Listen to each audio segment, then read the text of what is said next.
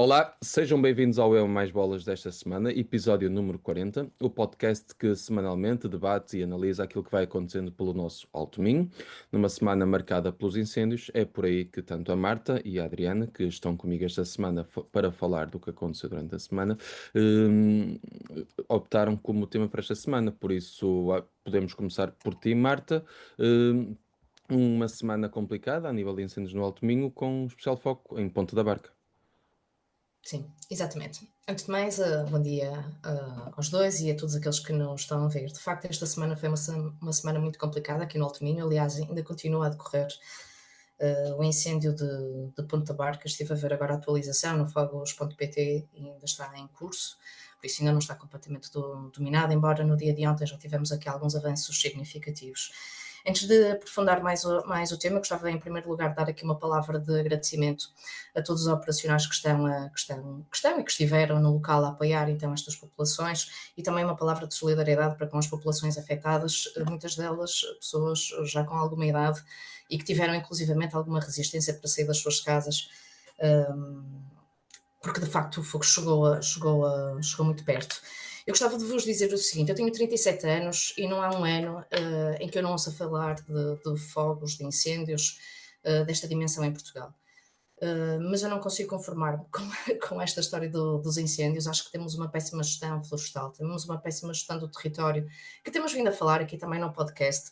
Eu relembro que temos 93% de território classificado como solo rústico, ou seja, com estas características também com alguma ruralidade, que permite então o desencadeamento de grandes fogos, principalmente quando não há linhas de descontinuidade de mato. E o que é que isto quer dizer? Quer dizer que nós temos grandes extensões, neste caso de uma monocultura, que é o eucalipto, mas há algumas zonas também com algum pinheiro, que no fundo alimentam grandes cargas energéticas aqui do fogo, e que se não for combatido logo nas primeiras horas, acabam por ganhar proporções que são alarmantes, como esta que nós estamos agora a viver em Ponte da Barca, mas também agora em Vila Real e noutros pontos do país, e que de facto é uma situação perfeitamente, eu acho que é insustentável isto que nós andamos a fazer ao nosso território. Por isso, numa primeira nota, eu gostava de dizer que é preciso, de facto, muita coragem para fazermos aqui um conjunto de reformas que tem a ver, sim, com a qualidade da paisagem, que nós já falamos também no passado. Nós vamos precisar de fazer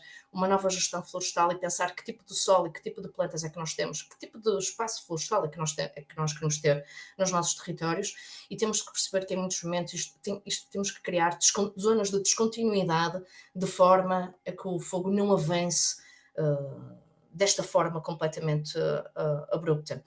Dizer-vos também que isto é fruto, como é óbvio, do abandono do êxodo rural e do abandono de muitas destas regiões. E este abandono, para além de ter criado uma grande pressão nas duas grandes áreas metropolitanas, que nós também já temos vindo a falar sobre isso, deixaram estes espaços perfeitamente expectantes a este tipo de fogos. Mas temos solos de baixíssima qualidade também, e por isso neste momento nós precisamos de reformas muito, muito aceleradas, muito urgentes, de maneira a combater este flagelo. Dar-vos só aqui uma nota sobre especificamente aqui o incêndio do Ponte da Barca. E neste momento já arderam, pela informação que nós temos, 6.000 hectares de área ardida, a maioria dentro do único parque nacional que nós temos, que é o Parque Nacional da Peneda de Gerês, que nos leva a outra questão também, que é: nós fazemos classificações de territórios, com uma classificação de um parque natural, que é a classificação máxima que um território pode ter, e depois não temos nenhum tipo de medida para combater este tipo de acontecimentos. Isto é preocupante, porque não adianta estarmos a classificar zonas e estarmos aqui a vender uma ideia de que é tudo muito bonito e que estamos muito preocupados com a componente ambiental, a componente de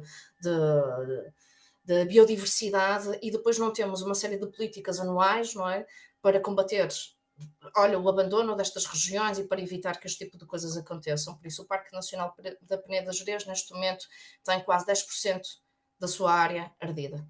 Isto é muito grave. Por isso, também acho que devíamos refletir um bocadinho sobre isto. E se calhar passava a bola aqui agora para a Adriana, para ver se no futuro acrescentamos aqui mais alguma coisa. Eu acho que genericamente a Adriana vai concordar com quase tudo o que tu disseste, porque estamos a falar o que disseste até agora, no fundo, é o que se fala sempre por esta altura do ano. Fala-se de números, fala-se de dados, mas eu gostaria, podemos já passar a bola à Adriana para depois vos desafiar às duas, para que falemos do nosso Alto Minho. Sim, eu queria deixar a mesma nota da Marta, faço minhas as palavras dela relativamente à solidariedade com as populações e com os bombeiros e toda a proteção civil e todos os envolvidos no combate ao fogo.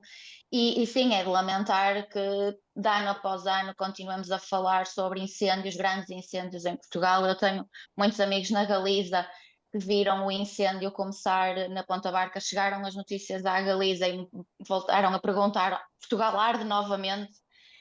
E é até já no estrangeiro esta pergunta se faz, é Portugal arde novamente? E o facto de ser no Parque Nacional da Peneda de Gerês é gravíssimo, porque quer dizer, o único parque nacional que temos é uma reserva da biosfera, está em perigo, quase 10% ardeu. Todos os anos falamos disto, há especialistas atrás de especialistas a dizer o que é que se passa. A Marta falou em alguns tópicos sobre a desertificação do interior, porque deixámos de utilizar aqueles solos, portanto, aqueles solos estão mais abandonados e levam a que sejam a que possam incendiar, não é? Deixam de ser cultivados, passam a ser uma forma de começar um incêndio.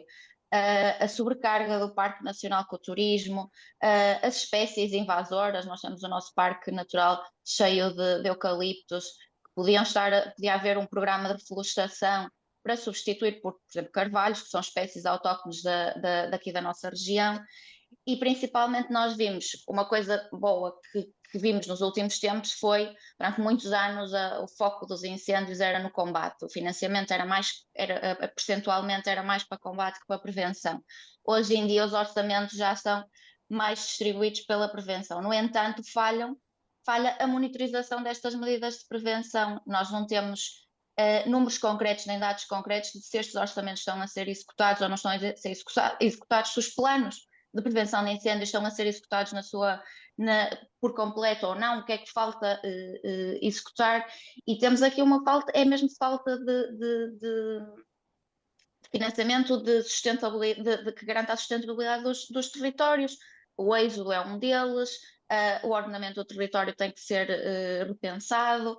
Portanto, eu acho que há muita coisa a fazer e é preciso mesmo monitorizar. E o Parque da Peneda das Gerês não ter. É que não é a questão do combate só, porque o combate depois é mesmo muito difícil por causa das características do território. Por combater um fogo aqui na nossa zona é muito diferente do que combater um fogo numa zona plana. Os bombeiros não chegam lá, vimos a Proteção Civil a explicar que muitas das vezes deixam profissionais de helicóptero no terreno e depois a combater e a fazer o que têm a fazer e depois é que os vão recolher. Portanto, não há zonas em que os meios terrestres não têm acesso. E vemos numa altura em que temos falta de meios aéreos. Portanto, isto é o acumular de várias razões que nos levam todos os anos a dizer exatamente a mesma coisa, mas depois toda a gente fica muito sensibilizada e os governos ficam muito sensibilizados nesta altura, mas depois parece que esquecemos e se calhar eu estava-me a lembrar da intervenção de Ricardo Araújo Pereira no programa que hoje não estamos legalmente impedidos de dizer, daqui a uns meses estamos a falar das cheias em Lisboa. E isto é recorrente porque passa o problema e passa a vontade de o resolver. Exatamente, e vamos então àquilo que precisamos de resolver no Alto Minho. Porque, primeiro, recordar que em junho, há cerca de um mês, foi retirado o helicóptero de combate, deslocalizado para Porto Alegre. Foi necessário, foi o Presidente da Câmara de Arcos de Valdevez, na época, falou que é necessário haver solidariedade, mas podemos sempre perguntar nesta altura se o facto de estarmos a ser solidários nessa altura não terá provocado que um incêndio, que poderia ter sido logo mitigado, apagado, tenha-se prolongado por mais que uma semana. Mas mais do que isso, estavas a falar, Adriana, de gastar dinheiro na prevenção em vez do combate. Completamente de acordo. Mas gastarmos dinheiro suficiente nessa prevenção, se calhar a É melhor isso que falta prevenção saber. a melhor prevenção não seria colocar as pessoas a trabalhar na floresta, a viver junto da floresta e a dar condições às pessoas para que possam usufruir da floresta. Ou seja, fala-se muito Portugal e o mar, Portugal e a economia do mar, quando sempre tivemos Portugal e a economia de floresta e da agricultura. E não passará mais por aí, porque o que vemos é muito. Nós vemos bermas da responsabilidade das câmaras e juntas que não são limpas. E quando as bermas estão assim, quando vamos para o interior do terreno, pior estarão, não é? estamos a falar de zonas onde passam pessoas mais vezes ou menos vezes durante o dia. Por isso, de forma mais ou menos concreta, o que é que, por exemplo, a Comunidade Intermunicipal do Alto Minho poderia desenvolver nos próximos 4 anos, porque vamos entrar num novo ciclo autárquico com novos rostos. O que é que daqui a 4 anos nós poderemos estar à espera que tenha sido feito para que o Parque Nacional não esteja a arder durante uma semana?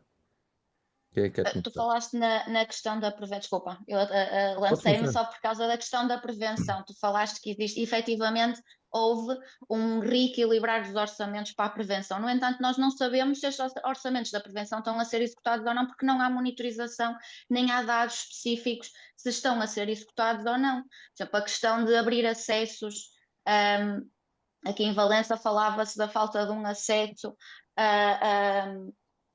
Abrir os acessos para os caminhões dos bombeiros passar antes dos fogos acontecer, que há acessos que não estão a ser abertos e que a Proteção Civil e os bombeiros se queixam que não são abertos, e é como aqui existe em Valença, deve existir nos concelhos todos. Isto é uma forma de prevenção, que é permitir, antes que o fogo aconteça, que os bombeiros, se acontecer, possam chegar. Isto é uma forma de prevenção.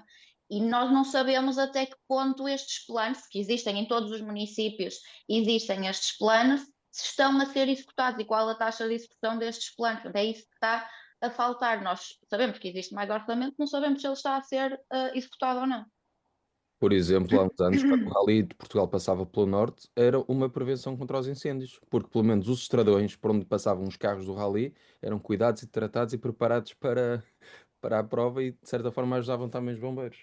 Marta. E até Ah, aquela diz, questão, desculpa. desculpa, Diz. aquela questão, não sei se te lembras dos primeiros episódios que falámos, por causa das pessoas, do viver o mundo rural, de existir mais gente no rural.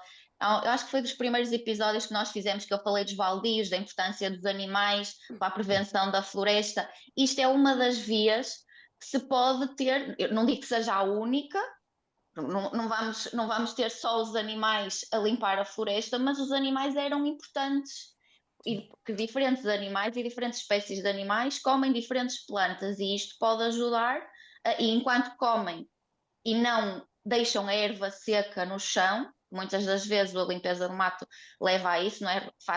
Passa-se a roçadeira, corta-se e deixa-se ali, e aquilo acaba por ser combustível, não é? Porque é palha seca. Os animais não, fazem esse trabalho e as pessoas estão a viver. E os campos acabam por ser tratados e cultivados de forma mais natural e previnem incêndios. Muito bem. Marta, quais são as. Deixa-me só, Diz. sim, deixa-me só então acrescentar, porque de facto, e nós também já falamos sobre isso, nós tivemos aqui um plano que foi apresentado para a reconversão então da paisagem do Alto Minho, e um dos focos é exatamente o combate aos incêndios e criar atratividade numa das zonas que está identificada como tendo um maior potencial paisagístico. O que é que isto quer dizer? Quer dizer que há uma sinalização clara, que esta zona tem aqui um fator diferenciador que se prende com a natureza que vale a pena valorizar. E se vale a pena valorizar, valorizar não é, lá está, não é classificar e depois não fazer nada. Valorizar é identificar o que há aqui de valor e depois atuar em conformidade. Nós, de facto, vamos precisar de construir novamente uma agrofloresta, que é um bocadinho isto que a Adriana estava a dizer, que é fazer aqui a combinação de um conjunto de atividades económicas, como é óbvio, não é? Que passam também pela agricultura, que passam pelo pastoreio, que passam pela a reconversão, inclusivamente, das árvores que estão neste momento a dominar estas zonas, para que nós possamos criar nova atratividade para fixar pessoas, para trazer gente nova também aqui para a região e tentar, no fundo, valorizar economicamente um dos maiores ativos que nós temos. Isto é importante, ok? É importante classificar, é importante proteger, mas é importante depois trazer atratividade económica para garantirmos essa proteção, porque senão o que vai acontecer é exatamente isto que acabou por acontecer agora, é nós termos áreas que estão classificadas, em que nós estamos aqui a dizer, e quando a classificamos quer dizer que estamos-lhe a atribuir valor, e no entanto não fazemos grande coisa para preservar aquele bem que nós estamos a sinalizar. Por isso, isto é completamente disfuncional. Não é? E por isso acho que era fundamental. E dentro da comunidade intermunicipal do Alto Minho, espero que agora com esta nova composição, depois das autárquicas, que de facto tenham aqui em consideração um conjunto de planos que possam fazer então a reconversão desta mesma paisagem e que possam provocar aqui desalinhamentos, descontinuidades, para que isto não aconteça ao nível com a proporção que atingiu com o incêndio do Ponta Barca. Só para finalizar a parte dos incêndios, Eu não tive a oportunidade, se calhar vocês já passaram os olhos, ou nem sei se já foram divulgados os programas eleitorais, mas não deveria fazer parte dos programas eleitorais dos próximos, dos candidatos a presidente, às autarquias, tentarmos perceber, porque agora eles estão no terreno e têm que estar no terreno e no- com quem está a combater os incêndios. Mas quando chega a altura de elaborar um programa eleitoral, não é? Que depois se verterá para aquilo que será a forma de governar o município, eu não me recordo de ver este assunto sequer lá incluído. Fazes parte já de algum? Eu não conheço, já estão programas. Ó José, eu vou-te dizer, eu acho que há uma série de candidaturas que são feitas primeiro sem programas eleitorais. Isso no passado era recorrente, este ano não sei, sei que no caso, eu vou falar de Viana do Castelo, que é o caso que eu conheço melhor. Sei que a AD tem um programa eleitoral relativamente robusto, a Iniciativa Liberal também tem, tivemos a desenhá-lo e falamos sobre isto. Até porque identificamos também a qualidade da paisagem como um dos fatores diferenciadores da região. E por isso para nós isto é sim uma preocupação e temos vindo a refletir de que formas é que podemos combater, não é só que a questão dos incêndios, é criar novamente a atratividade para a região, até porque isto, quando nós condenamos estas zonas ao abandono, nós condenamos-las também ao envelhecimento. E quando estamos a condená-las ao envelhecimento, quer dizer que mesmo a nível de outro tipo de políticas que andam aqui à volta, nós temos que acabar por adotar um conjunto de respostas que vão no sentido de mitigar um conjunto de problemas de uma determinada faixa etária da população. Por isso, na realidade,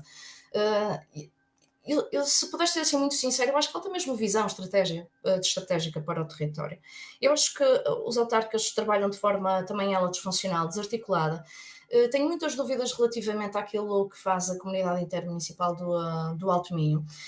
Embora em termos de escala, em termos de organização, nós precisávamos de uma entidade assim, de maneira que a região ganhasse escala e pudéssemos pensar a região num conjunto, mas tenho muitas dúvidas em relação àquilo que é feito dentro da comunidade intermunicipal e depois, na realidade, o resultado não está à vista.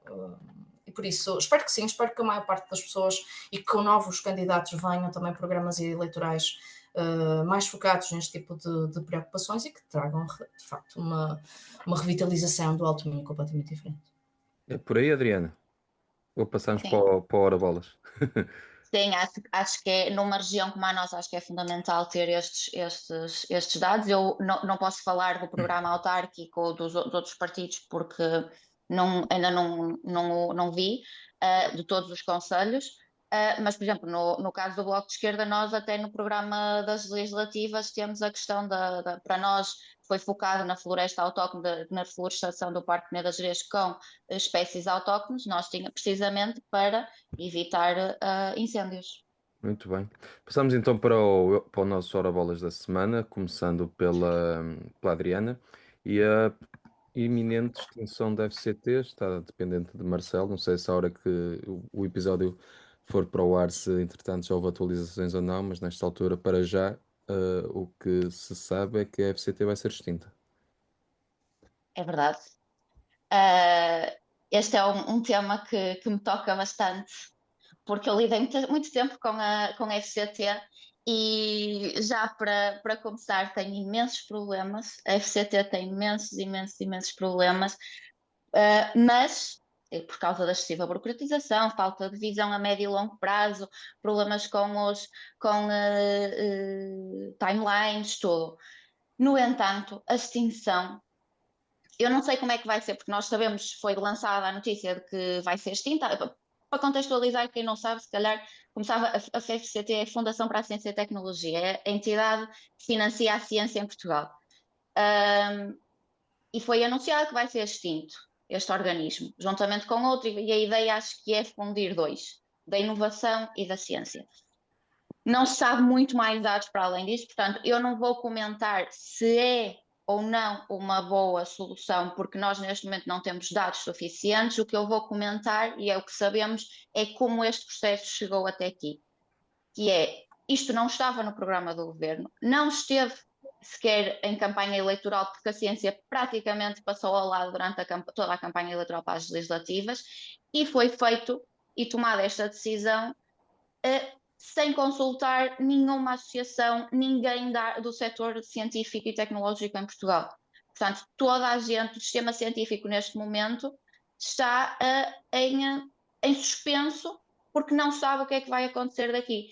E é um sistema que, mesmo com a FCT a funcionar e com todos os problemas que a FCT tem, está sempre, é sempre instável e precário, porque os trabalhadores científicos em Portugal vivem de instabilidade e de precariedade. E recebem assim uma notícia num momento em que iam sair os contratos pelo Estatuto da Carreira de Investigação Científica e que acabaram de sair os resultados das bolsas de doutoramento.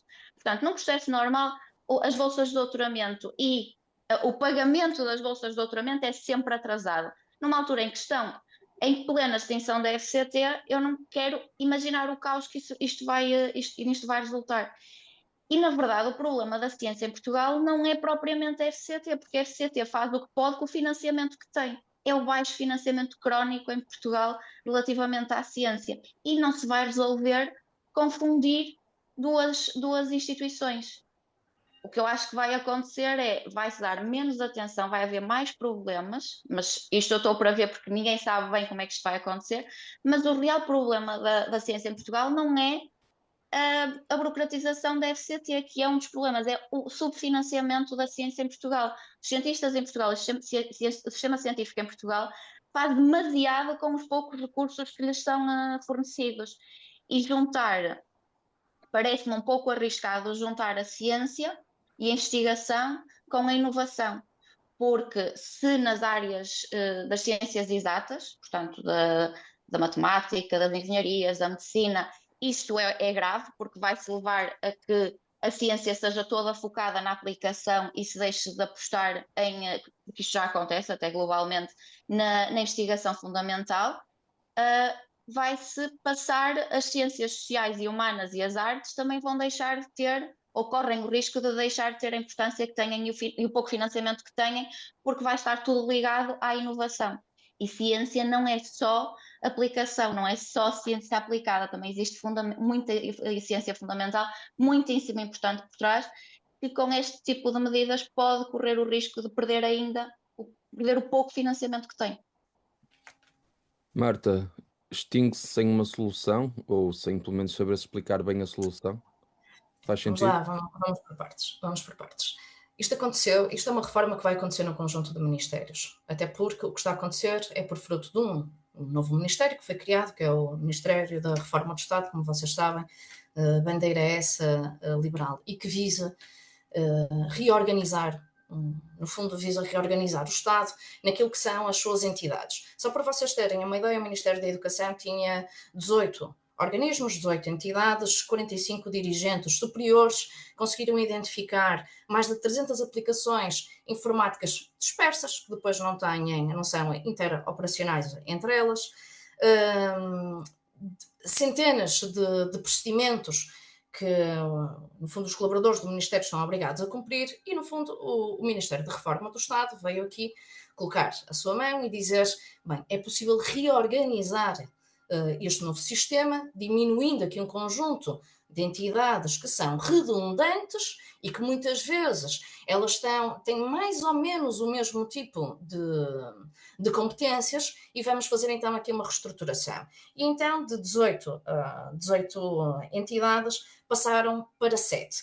Uma das entidades que foi então extinta foi esta fundação, a Fundação da Ciência e Tecnologia, e que passa a integrar então a agência para a investigação e a inovação. Aquilo que os dois ministros nos disseram, o Gonçalo Matias, que é o ministro da Reforma do Estado, e o Fernando Alexandre, que é o ministro da Educação, a garantia que foi dada numa conferência é que não iria haver alteração ao financiamento, às bolsas que neste momento já estão, que têm financiamento, no fundo, por parte da Fundação, que nada disto se iria alterar, está tudo garantido. Vai haver uma reorganização desta máquina toda e o ministro acabou mesmo por dizer que foi uma organização que funcionou, que foi organizada nos anos 90 e que no fundo até deu um conjunto de respostas que foram eficazes naquela altura, mas que agora é preciso reformar, é preciso modernizar, mas a modernização também não pode ser só a digitalização de processos, é preciso visar inicialmente uma simplificação destes mesmos processos e no fundo vamos ter então aqui uma compressão, vamos ter aqui um aglutinar de um conjunto de organismos e vão ser extinguidos alguns, nomeadamente esta fundação. Deixa-me dizer-vos uma coisa. Para aqueles que não sabem, o Gonçalo Matias é o presidente da Fundação Francisco Manuel dos Santos. E por isso, é uma pessoa solidária com um conjunto de fundações e não me quer parecer que tivesse feito esta proposta ao Ministério da Educação com algum gozo malévolo de fazer uma extinção aqui de uma fundação, uma coisa assim do género. Não, é um homem virado para o conhecimento, é um homem virado também para as ciências, é um homem muito inteligente e com uma visão de futuro e que vai então fazer este trabalho que não vai afetar só o Ministério da Educação, vai então afetar todos os ministérios e posso-vos dizer que esta reunião do Conselho de Ministros decorreu no dia 31 de julho, foram aprovadas as primeiras linhas orientadoras daquilo que vão ser então as reformas num conjunto de ministérios e o primeiro que no fundo, que vai ser então intervencionado é o Ministério da Educação, que levantou aqui algumas dúvidas, de facto, relativamente à Fundação, porque, como a Adriana disse, aparentemente não foram consultadas muitas pessoas para se poder fazer, então, esta extinção. A Adriana diz ninguém, eu tenho dúvidas que não tenha sido ninguém, não é? Mas, de facto... As associações do setor vieram todas dizer que não foram consultadas, mesmo até os sindicatos de professores e tudo, não houve consulta.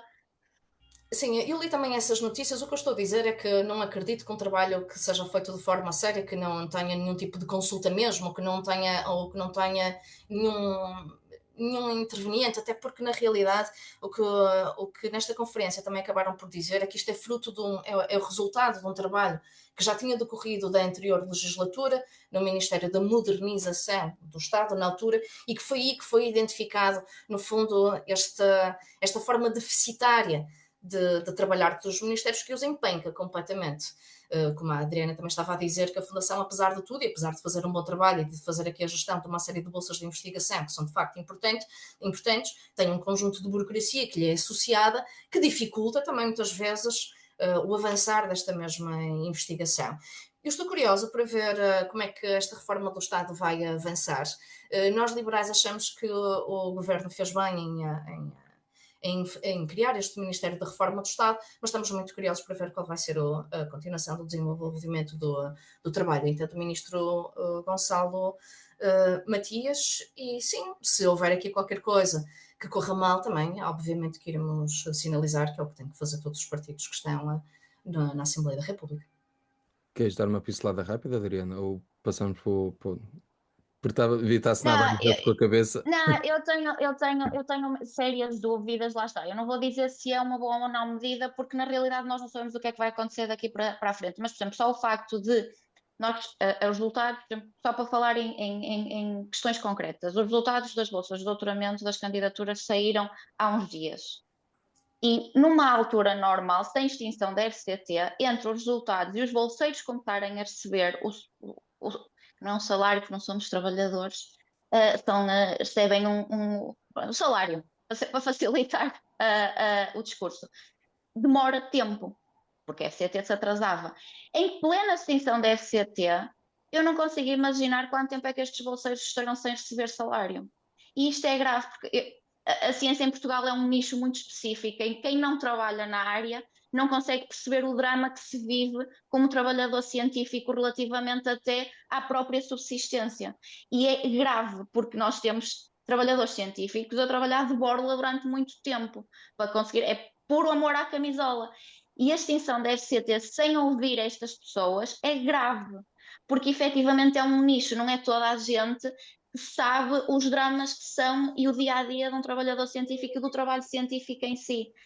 Portanto, não ouvir ninguém e fazer isto em plena altura em que estão a decorrer candidaturas e estão a decorrer, que saíram resultados para começarem a receber o salário que lhes é devido, eu acho grave. E sempre em agosto, porque é na altura em que as pessoas estão de férias, estão menos atentas, há sempre estas surpresas e medidas, segundo o que nos conta a história, medidas tomadas nesta altura, nem sempre dão certo. Muito bem. Passamos agora para o Hora Bolas da Marta e o Phil Viana por todo lado, de forma em português. Exatamente. Que na realidade é o nome mesmo do grupo, é o Phil Everywhere. E neste caso, queria parabenizar aqui este grupo, que são dois empreendedores que conseguiram então transportar e vender este conceito do Phil Viana para outras partes do país. Vai ser a primeira rede de hotéis com este conceito de wellness e sports, tendo então aqui o grupo Menlo adquirido 60% da cota desta empresa, que é o Feel Everywhere. Olha, eu vou-vos dizer que fico contente com esta notícia. Acho que é um bom sinal para os empresários portugueses, é um bom sinal também para a Viana, e querendo pegar um bocadinho, só ligeiramente, no tema então que nós falámos agora no início, sobre os incêndios, acho que Feel Viana, para quem não conhece o hotel, o Feel Viana é um bom exemplo de como se pode fazer uma integração muito bem feita dentro de uma paisagem. No fundo, aquilo é um pinhal, não é? Com uma série de dunas em frente, na praia do Cabedelo, e é um bom exemplo de como a arquitetura pode estar bem integrada com a natureza e pode, inclusivamente, fazer aqui uma valorização de ambos. Não é? É a natureza sair também ela valorizada e a arquitetura e quem usufrui desses mesmos espaços terem também aqui uma valorização maior por causa da qualidade da paisagem. Eu acho que esta é uma boa forma de intervir.